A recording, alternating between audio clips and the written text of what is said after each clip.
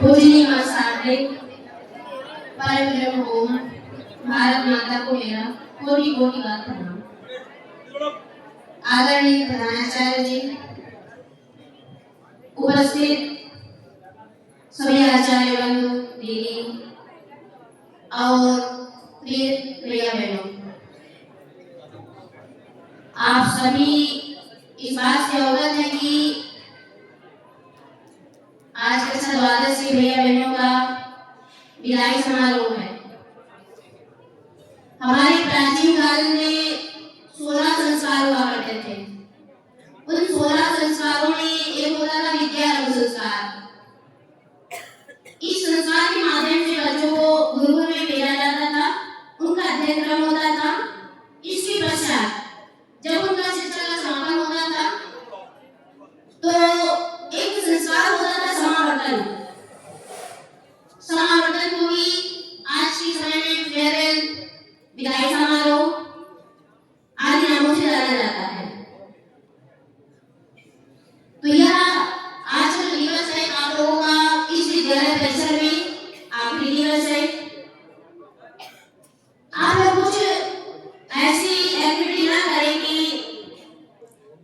Teachers या school में आपकी छवि गलत दृष्टि से रखी जाए। आज का दिन बहुत ही भावनाओं से भरा हुआ है।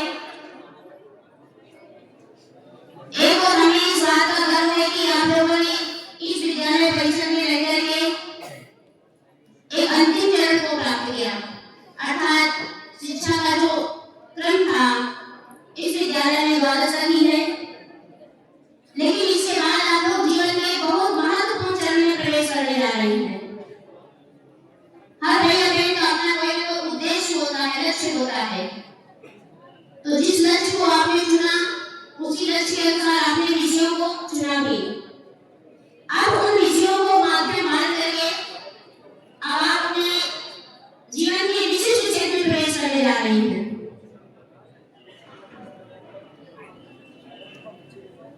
तो भैया बहनों, विद्यालय केवल पढ़ाई का स्थान नहीं होता है। यहाँ पर आप लोग केवल विद्यालय या पुस्तकीय ज्ञान के लिए आते हैं। वह चीज तो आप घर बैठे भी पढ़ सकते हैं, सीख सकते हैं, लेकिन हमारा व्यवहार कैसा हो, हमारे संस्कार कैसे हो, हमारे मानवता के गुण कैसे हो, जो समाज और परिवार और सबके लिए उपयोगी हो, सार्थक हो, इन सब का एक समुच्चय होता है जिसको विद्यालय में सीखा जाता है।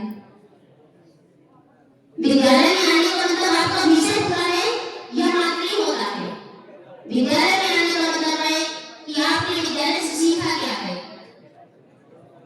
क्योंकि आप जब यहाँ से निकल के कहीं जाते हैं, कुछ अच्छा या गलत करते हैं,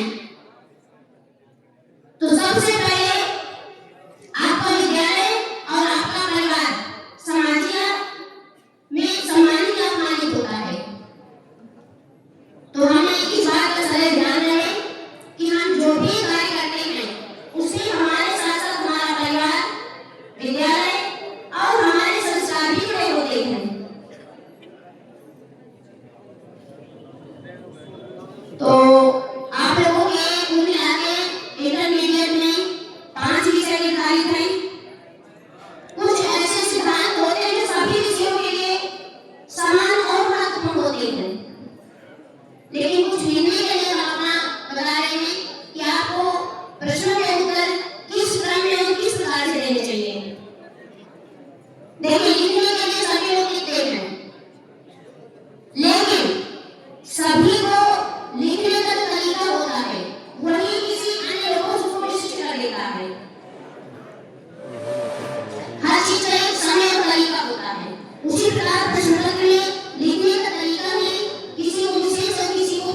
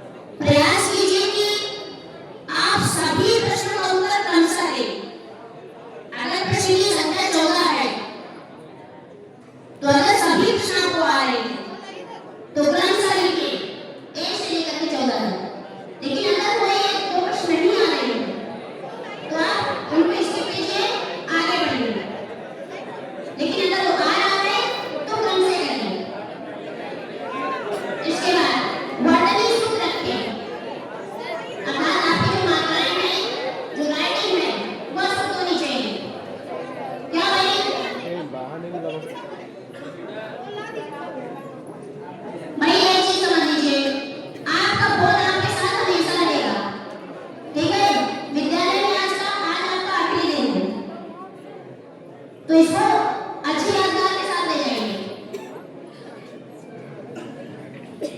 तो बटने सुन रखिए। हाँ, कहानी में कुछ बच्चे क्या करते हैं, अभी 3-4 भी बोर्ड पेपर हुए हैं, कुछ बच्चों ने बहुत सी गलतियां की और वही गलती वो हर बार करते थे। जैसे कहानी में उन्होंने किसी एक कहानी में सारांश भी लिखा और किसी एक कहानी का चित्रण भी किया है। तो आपको ये नहीं करना है, जिन प्रश्नों में अथवा लगा हुआ है उनमें एक कीजिए और वही प्रश्न कीजिए जो आप अच्छी तरह से लिख पा रहे हैं। इसके बाद लेखक और कवि का परिचय, जैसे उसमें 2 या 3 विकल्प होते हैं। जिस भी लेखक के बारे में आप लिखना चाहते हैं, कवि के बारे में, प्रश्न की संख्या डालने के बाद लेखक और कवि का नाम स्पष्ट लिखिए। फिर अगर हेडिंग में अगर आ रहा है साहित्यिक बच्चे और प्रश्न है, तो आप पूरा जो